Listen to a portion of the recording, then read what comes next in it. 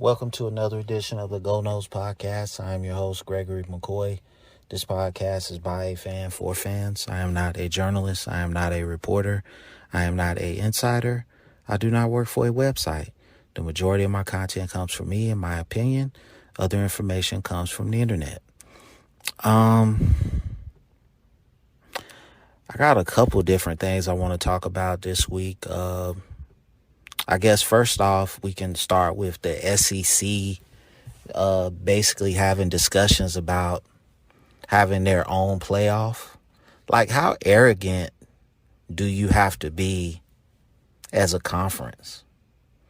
Like, that's just arrogant. I'll be the first one to admit that football is mainly a southeastern sport. But I will acknowledge USC, Oregon, some of the better West Coast teams. I mean, it's been a while since we've had a really dominant West Coast team. And I will acknowledge California for being one of the three best states for high school football and college football players. But I just don't know about the SEC, man. I just feel like sometimes they're overrated. I think sometimes they get the benefit of the doubt. And just from when Auburn went undefeated, 15 years ago, 16 years ago, I knew then from that point on that it was never going to be a time where an SEC team went undefeated and they didn't get into the playoff. I think if Vanderbilt ran the table, Vanderbilt would get in there without a doubt. I back in the day, ESPN actually analyzed the SEC with actually, fair and concise criticism. Now you just, you'll never hear Kurt Herbstreit say anything bad about the SEC. I haven't heard him say anything bad about the SEC in the last 15, 16 years. Before the last time that I heard him say something negative about the SEC, he said the SEC was down. And that was the year Auburn went undefeated. And I just think they're a very arrogant conference. I will admit they produce the most NFL talent. They probably are the best college football conference in the country. But again, I just don't feel like just because they're this and they're that, they should get two teams into the playoff. Two teams from the same conference should never play for the national championship. If you don't win your conference championship, you shouldn't be in the playoff. And I just think this is really just a money move for the SEC to even consider having their own playoff. I think it really ties into them wanting their own expansion. It really ties into them wanting expansion so they can get more SEC teams into the playoff, thus bringing more money into the SEC. I really don't care. I'll be the first to admit that I like watching SEC football. I don't have like a favorite team, but, the rivalry games in the SEC, I always watch those. And I've been pretty much doing that all my life. So it's not going to stop. I'm an SEC fan, but, my boys, Florida State, as you very well know, Go Noles podcast, we're not in the SEC. So it is what it is. Florida State picked up a offensive lineman from Charlotte. You guys know I'm bad with names. I've never seen this guy play it down, but just based on his size, I think you would put him at guard. I think he should take that right guard spot. I think you put him with Lyles and Gibbons, I think you got a solid, interior line group right there. I've been huffing and puffing about the offensive line for the last, May going into June, the last 5 months, really the last 3 years that I've been doing this podcast. And it has to be a point of emphasis. I went back and watched the Florida State Clemson game in Clemson when we hung 52 on them. We didn't have a particularly dominant offensive line that day, but they were light years ahead of, previous offensive line groups. And I just think, there was just an attitude there. There was a want to be better. There was a want to not be the reason why we lost that game. And, we just have to get back to that. It's really culture for this Florida State program. We lost our culture. And I just hope that this is the year that we take off. And I, like I said, I don't think we're going to win 10 games, 11 games, but I think, 7-5, 8-4, be in every game, be competitive in every game. Don't get ran out of any stadiums, including our own. Then I think we might be all right.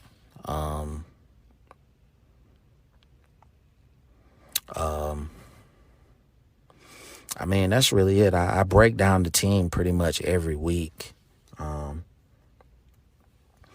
So there's really nothing else really to add on. I think offensively, we got a long way to go. But like I said, everything's predicated on the offensive line.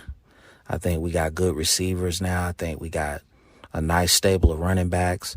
I think we could have used some improvement at tight end. But I just want to see what kind of scheme Mike Norvell's going to run now, since he's got, some of the guys, that fit his scheme better.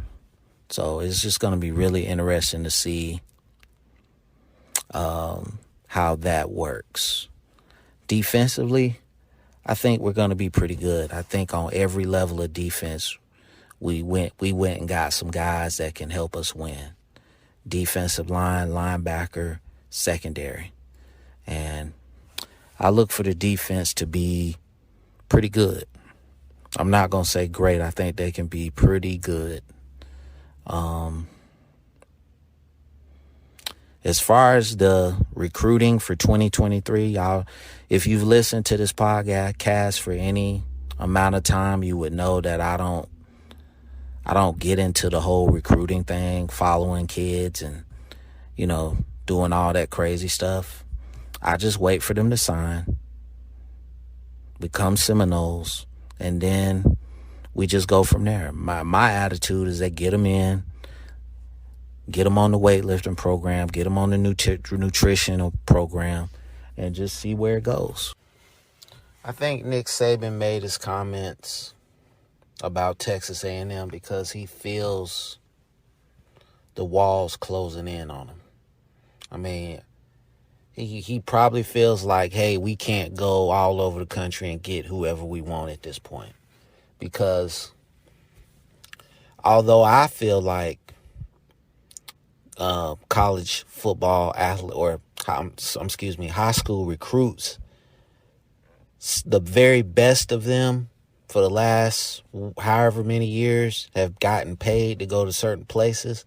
I didn't really think, I really think it became more prevalent when Nick Saban got to Alabama.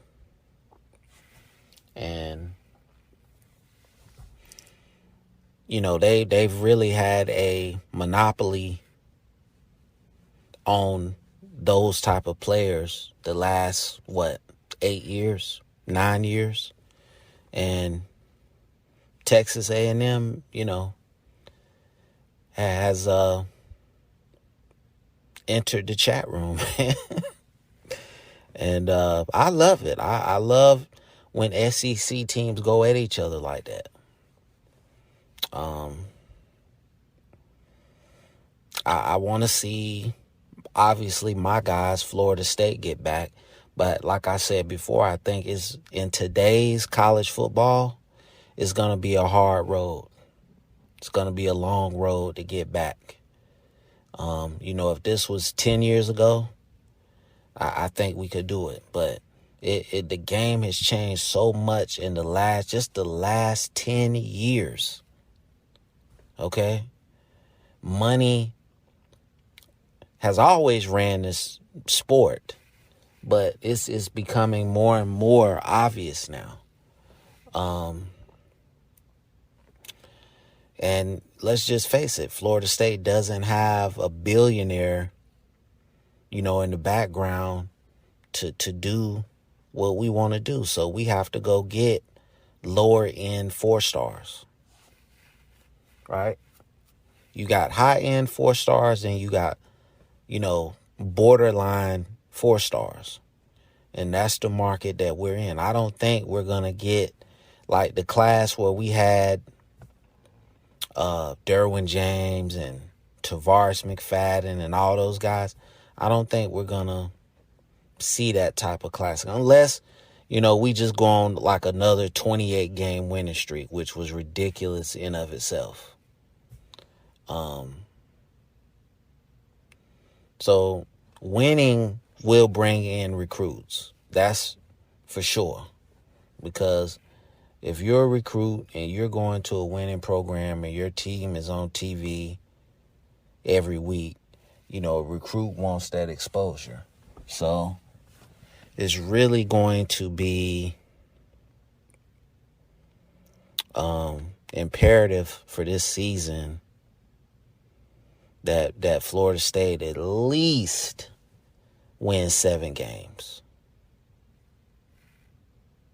I don't really see them. I didn't see them beating Miami last year. I'm just going to be honest with you. I was thrilled to death that they won that game. But I had Miami as one of the losses. Now, with the team that they could potentially put out there this year, that's a 7-8 win team. I think your interior line is going to be very good.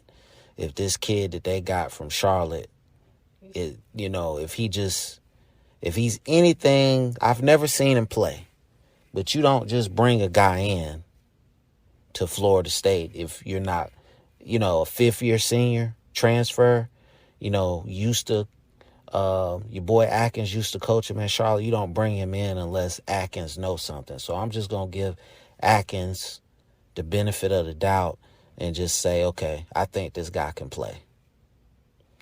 And you pair him with Gibbons and Lyles, you got a nice interior. So I've said it before, you got to find 2 guys that can play tackle. And I don't feel like if they put Darius Washington and Robert Scott out there at tackles, man, it's going to be a long road for us this season.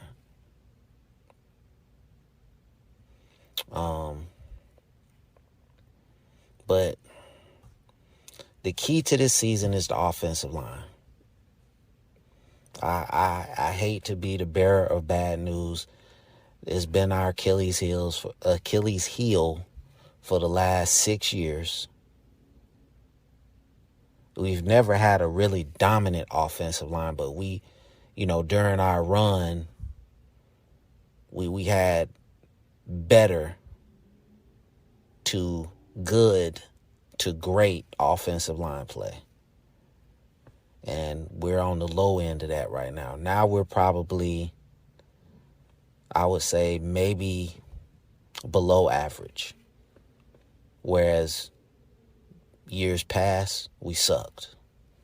So for me, man, If you can get Jordan Travis to stand in the pocket and make passes and make money throws, that's a win. If he has to run for his life all season, it's going 5-7.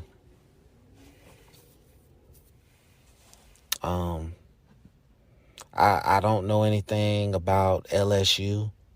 Obviously, I feel like the Duquesne game should just basically be a scrimmage. You should just go out there and just run pretty much basic offense, run basic defense, and dominate. You know, it should be at least 42 to nothing at the half, and you just coast the rest of the way. So, and that's, again, just running base everything. To me, that game, the opener, to me, I'm looking at special teams. How are we crisp on special teams? That's what kind of game Duquesne, the opener, should be. It should be a reflection of special teams. Can we snap the ball, place the ball, hold the ball, kick it? You know, are we in the right lanes on kickoff and punt coverage? And that's it. You know, how do we cover on kicks? Can we catch the ball on punt returns and kickoff returns? That's what I'm going to be looking at in that first game. I'm not really looking at that game as far as like, okay, we got to come out and make a statement. Okay? They should not score, period. And we should run our base stuff and dominate.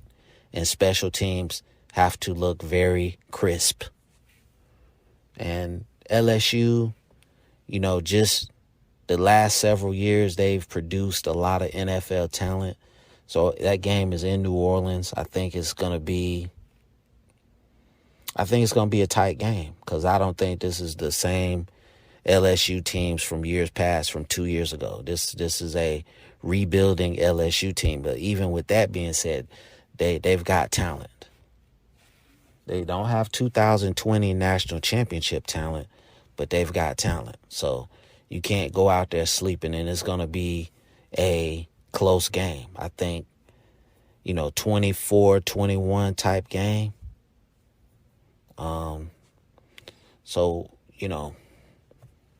we have to, I just want to see the starting lineups, who they're going to put out there at tackle. Because, we pretty much know every other position. I seen something on Instagram about the two safeties, and I done forgot their names, number 10 and number 27, Akeem Dent, and I can't even think of the dude's name, man. I'm sorry. I'm so bad with names. And it's only when I'm recording. But they're saying that they could potentially be the best safety tandem in the ACC. Okay. Prove it on the field. I don't really believe in talking. Prove it on the field. Akeem Dent came on last season. Your boy number 10, just from the scrimmage game last season, looked like a player. Jamie Robinson, I think is his name. And it's crazy, I don't know his name. But he looked like a player last season in the scrimmage game. So it's potential there. No lie. I think defensively we're gonna be okay. The number one thing is offensive line and just coaching decisions. Because Mike Norvell made some bonehead calls last season, and we'll just leave it at that. I believe in the guy. I think he's got the program going in the right direction, but he made some bonehead calls last season. I just want to see him grow as a Power 5 coach and show up in big games. That's it. And I know I'm kind of all over the place with my topics, and I apologize, but I used to have a script. I don't have a script anymore. I just go with the flow. And I think NIL is going to create a balance in terms of recruiting, and I love it. I hate the fact that Alabama and Georgia can go into California and get the best guys. I hate that Alabama and Georgia can go into Texas and get the best guys. I hate that Alabama and Georgia can go into Florida and get the best guys. So, even if it's just another SEC team that can, compete with them from a money standpoint, I love it. USC to me is the ultimate NIL place, name, image, likeness. It doesn't get any bigger than Hollywood. So, you would hope. I just don't see Florida State being a player in name, image, likeness. We have to get recruits based on what we do on the field. I think we can get a guy here and there with NIL, but I don't think that's going to be a big thing for us. So we'll see how it plays out. Thank you for listening. I appreciate the support. The podcast is on YouTube and on all podcast platforms. As always, go Noles.